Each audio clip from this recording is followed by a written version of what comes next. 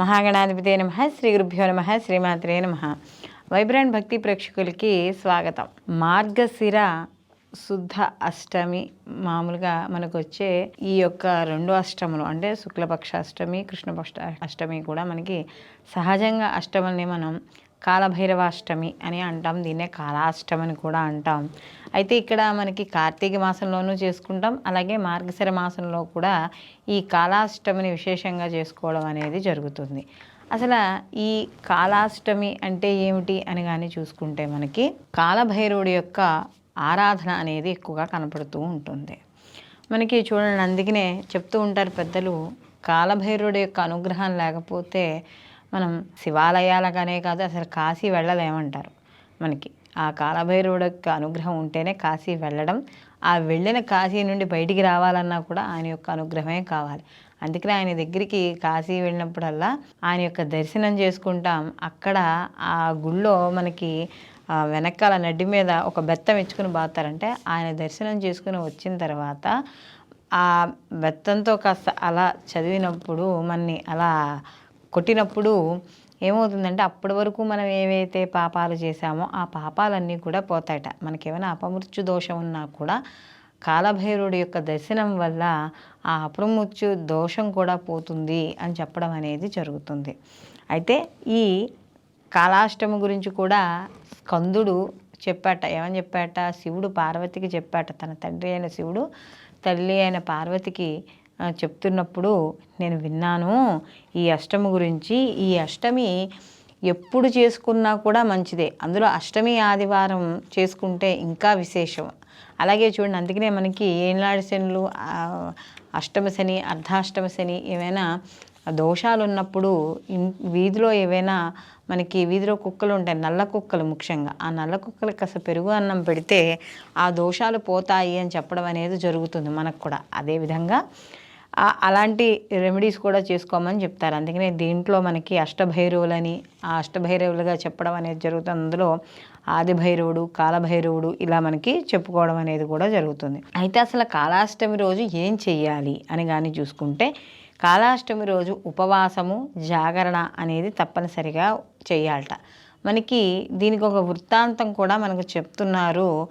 ఇక్కడ రథంతర కల్పంలో కథ జరిగిందిట. అంటే ఇప్పుడు మనకు ఉండే అన్నిటిలోనూ రథాంతర కల్పం అనే ఒకటి ఉందిట. ఆ కల్పంలో ఈ భైరవుడు ఎలా ఆవిర్భవించాడు అనే కథ కూడా మనకు చెప్తోంది. ఏమిటయ్యా అంటే, ఒకసారి బ్రహ్మదేవుడు ఆయనకి 5 తలలు ఉన్నాయని చెప్పి చాలా గర్వంగా ఆయన ఉన్నట్ట. ఏదో అనకూడని మాటలు మాట్లాడుతూ శివనింద అనేది చేశాట. ఎప్పుడైతే శివనింద చేశాడో చూడండి, మనకి ఎప్పుడైనా ఎవరైనా మనం చెయ్యని తప్పును కానీ లేకపోతే ఏదైనా అంటే ఒకసారి కొంచెం కోప్పడి 2 కనుబొమ్మలు ఇలా దగ్గరికి అవుతూ ఉంటాయి. అలాగే ఈశ్వరుడికి కూడా ఆ యొక్క బ్రహ్మ మాట్లాడిన మాటలకి ఆ నిందకి ఒక్కసారి ఆయన 2 కనుబొమ్మలను దగ్గరికని ముడివేశాట. ఎప్పుడైతే ఆ యొక్క 2 కనుబొమ్మల్ని ముడివేశాడో అప్పుడు ఆ కనుబొమ్మల్లోంచి ఈ కాలభైరవుడు రావడం అనేది జరిగిందిట. ఆయన ఆ కాలభైరవుడు ఎప్పుడైనా ఆయన రౌద్ర రూపంలో వస్తున్నాడో ఆ వచ్చినప్పటికే సర్వలోకాలు కంపించిపోయాట. అసలు ఆయన కాళ్ళు ఎక్కడున్నాయి, తల ఎక్కడుంది, ఎక్కడ ఏం తెలియట్లే. అంటే ఆయన కాళ్ళు సప్తలోకాలకి అంటే పాతాళాలు ఏవైతే ఉన్నాయో వాటిలన్నింటికి కూడా దాటికి ఆ సప్తలోకాల వరకు ఉన్నాయట. ఆయనకేం కనిపించట్లేదట. అలాగే ఆయన చేతులు సహస్ర చేతులతోనూ, అలాగే ఆ చేతుల్లో కూడా అనంతమైన చేతులు, సహస్రం అంటే ఆ చేతుల్లో కూడా అనేక రకాల అస్త్రాలు శస్త్రాలతోనూ ఆయన అడుగులు వేస్తూ వస్తున్నట్ట. ఆయన అడుగులు వేస్తూ ఉంటే దానికి భూమి కంపించింది. ఆ లోపల ఉన్న పాములు అవన్నీ కూడా బయటికి వచ్చేసాయట. దాని తర్వాత ఆయన నడుస్తున్నప్పుడు ఆయన ఉచ్ఛ్వాస నిశ్వాసలకి ఆ శ్వాస వేగానికి మనకి ఈ ఆకాశంలో తిరిగే దివ్య విమానాలు ఏవైతే ఉన్నాయో అవి పడిపోయాట. అంటే అంత గాలితో ఆయన వదిలే గాలి కూడా ఆ కాలభైరవుడి యొక్క గాలి అలా ఉందిట. అలాగే ఆయన యొక్క శరీరం అంతా కూడా రోమాలతో నిండి ఉంటుంది. ఆ ఒక్కొక్క రోమము కూడా ఒక్కొక్క అగ్నికణంలా ఉందిట. అంటే అలా వెదజల్లుతూ ఉన్నాయట. అయితే ఆయన శరీరం అంత ఉన్నా కూడా ఆయన శరీరం అంతా సుగంధభరితంగా ఉంది. అలాగే ఆయన పుష్పమాలలు, ఆభరణాలు అవన్నీ కూడా ధరించి ఉన్నట్ట. ఆయన వస్తున్నప్పుడు ఆయన కళ్ళు చితచితలాడుతూ వస్తున్నట్ట. అంటే ఆయన వర్ణన అట్లా ఉంది. అలా వచ్చి ఇక్కడ అగ్నిజ్వాలలు వస్తున్నాయని, అలాగే ఈ యొక్క ఏవైతే మొత్తం దేవతలు సర్వలోకాలు కూడా ఈ యొక్క కాలభైరవుడు యొక్క ఆవిర్భావానికి అన్నీ కంపించేట. అప్పుడు ఇక్కడ ఏమైందంటే, ఎప్పుడైతే అలాంటి రూపంతో వచ్చాడో ఈ కాలభైరవుడు, ఈ యొక్క బ్రహ్మ దగ్గరికి వెళ్ళి శివుని మీద నింద చేసినందుకు గాను ఆయనకి ఏదైతే అహంకారభూరితంగా భావించాడో, తనకు 5 తలలు ఉన్నాయనుకుని అందులో ఒక తలని గిల్లేశాట, త్రుంచి వేశాడు. ఆయనకి ఆ యొక్క తుంచి వేసేటప్పుడు ఆయన అహంకారం తగ్గింది. ఆ యొక్క రూపాన్ని శాంతింపజేయడానికి విష్ణువాది దేవతలందరూ కూడా ఈ యొక్క స్వామివారిని స్తుతించారట. దాన్నే కాలభైరవ స్తోత్రంగా వీళ్ళు ఈ స్తోత్రాన్ని చదివారు. కాబట్టి ఈ కాలభైరవుడు యొక్క ఆవిర్భావము, ఆయన వస్తున్న ఈ కథ, అంటే ఆయన ఎలా వస్తున్నాడు, వచ్చేటప్పుడు ఆయన ఏ రూపంలో ఉన్నాడు, ఇదంతా ఎవరైతే వింటారో, ఈ స్తోత్రాన్ని ఎవరైతే చదువుతారో వాళ్ళందరికీ కూడా కాలభైరవ యొక్క అనుగ్రహం ఉంటుందని, శత్రుపీడ ఉండదని, అలాగే భయం, భూత ప్రేత పిశాచాల యొక్క ఏవైతే భయాలు ఉన్నాయో భయాలన్నీ తొలుగుతాయని, తప్పకుండా కాశీవాసం అనేది వాళ్ళకి లభిస్తుంది అని చెప్పడం అనేది జరుగుతుంది. అలాగే మనం ముందు చెప్పుకున్నట్టుగా ఈ కాశీలోకి ప్రవేశము, నిష్క్రమణ కూడా 2 కాలభైరుడి యొక్క అనుగ్రహం వల్లే పొందుతాయి.